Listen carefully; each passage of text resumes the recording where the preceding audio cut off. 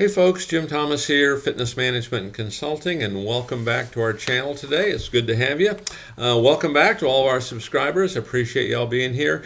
And if you're new to the channel, if this is your first time here, hey, welcome as well. Be sure to hit the subscribe button. Be sure to hit that like button. Consider becoming a member. And then to learn more about me and my company and how we can help take you to that next level, check out the many links below in a variety of ways that we can help you do that. So with that said, our topic for you today is the principles of value-based gym sales. It's the principles of value-based gym sales. Because what we're trying to do here, we're not trying to persuade. We're not trying to talk anybody into anything. What we're trying to do is we want to solve people's problems. We want to provide solutions. We want to provide value. Because one of the things that we know that's true is that when value exceeds price, people will buy. When value exceeds price, people will buy. So let's talk about some of the principles of value-based gym selling. So number one, do your homework. Now, a little plus and minus here. Okay, do your homework. If we're doing follow-up on folks, look at their Twitter feed, look at their Facebook page, their Instagram page, find them on LinkedIn. What are they talking about? What are they doing? Do your homework, see what's up. Okay, if it's a corporate account, we're trying to sell, same thing. Do some homework, do some research on them. Or if you have mutual friends, hey, have you guys worked out together before? So do some homework. Now, if you don't have that, some folks, they show up, right?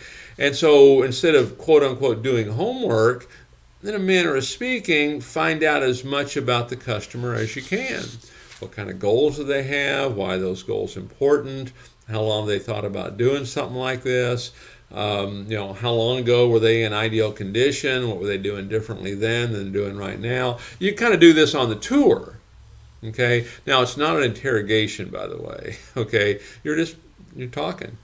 Okay, but you're kind of doing your homework. You're just having to do it in a more compressed situation as opposed to maybe a corporate sale or follow-up or something like that. But for certain, do your homework. Get to know these folks. Number two, and this is when it comes to value selling, this is the biggest issue that I find. Don't jump into price too quick. Don't just start making that sales pitch, okay, out of the gate. We have to build the value. Don't go to price too quick. Okay. The truth is, if we do a really good job of providing and building value and showing how we're going to provide solutions and solve problems, the price becomes much easier because now the value exceeds that price, hopefully, and that customer will see the benefit of becoming a member with you. Okay. But don't just jump into price too quick. Don't go just, hey, here's facility, here's price, what do you want to do? All that does is invite comparison. You turned yourself into a commodity. You're just like everybody else all of a sudden. Okay. Number three, communicate and maybe take some good notes on this. Write down some thoughts on this. Communicate, how your gym provides value. How do you provide value? Good question, right? How do you provide value? One of the things I would suggest, okay, if you're not doing it already, is, for your members that are using your gym 4 times or less every 30 days, these are your inactive members, kind of generally speaking, those are your inactive members. Every morning, we're going to pull a member usage report for members that have used our gym 4 times or less the previous 3 days, and we're going to call them. And we're going to keep calling them from a nurturing standpoint until we can get them back in. That's how we provide value, because what's one of the biggest problems so many people have? They get started and they quit. We've got a way around that. We're going to help you with that. How do we provide value? Hey, as a brand new member with us, we've got programs and where we're going to motivate you, incentivize you, educate you, coach you to use the gym 20 times first 60 days. We want to get you in here. We want to start making a difference right away. Okay, those are a couple ways you can provide value. Maybe your hours. It's easy to get in. Maybe it's easy to take a class. It's easy to talk to somebody. Okay, where's the other value? We have member parties. This becomes more of a destination location. It's more of an entertainment function as much as it is a fitness venue. Okay, but make a list of all the ways that you provide value and make sure we communicate that to folks. Okay. Number 4, focus on teaching instead of selling. Focus on teaching instead of selling. Now, selling, how I define that, it's about solving problems and providing solutions. It's okay to do that, okay? The selling, what most people think is we're persuading, we're going to talk them into it, we're going to get them to buy, okay? I want to define selling as solving problems, providing solutions, but, focus on the teaching element to help us do that, okay? And, maybe Mary comes in and, Mary wants to, firm the back of her arm. Okay, maybe you show Mary a tricep extension. You've got her out there doing it, and she's, doing that. And Mary, do you see how simple that is? Mary, do you see how easy that is? Mary, could you see yourself doing that about 3 times a week? Coming in to get those results that you're looking for. Oh yeah, I could sure see that. But you kind of educate her a little bit on how that works. Not a full educational process, but just on the components of it, of what she wants to do to get the results that she's looking for. We're not trying to overwhelm them with information. Okay? We want to guide the prospect through the buying process. Okay? Now, we're talking about, the principles of value-based selling, right, for gym sales.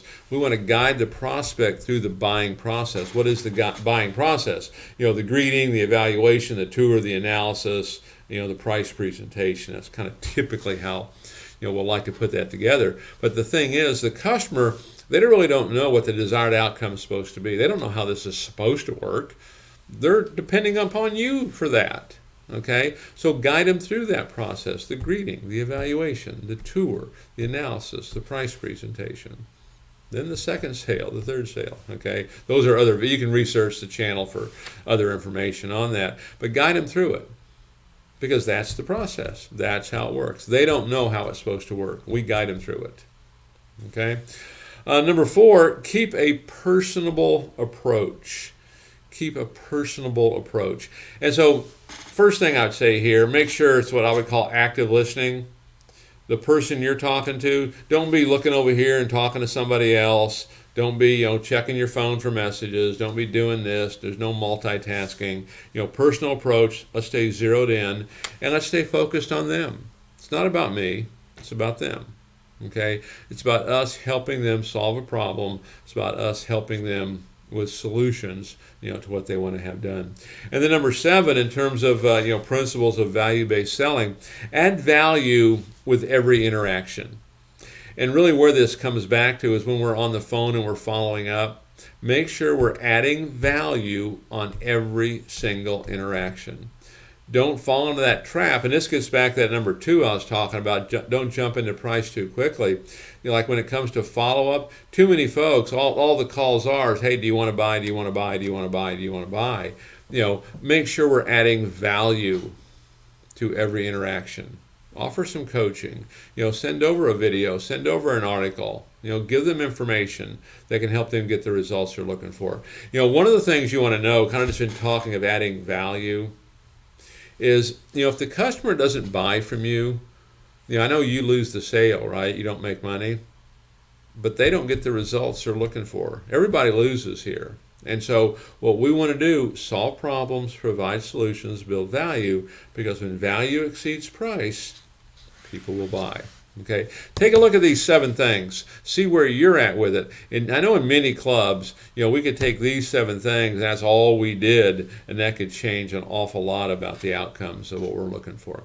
So, folks, my name is Jim Thomas. My company's Fitness Management and Consulting. I appreciate you being here today. If you've not yet done so, please hit the subscribe button. Please hit the like button. Consider becoming a member, and to learn more about me and my company and a host of ways that we can help take your business to that next level, please check out those links below, and we'll see you all in that next video.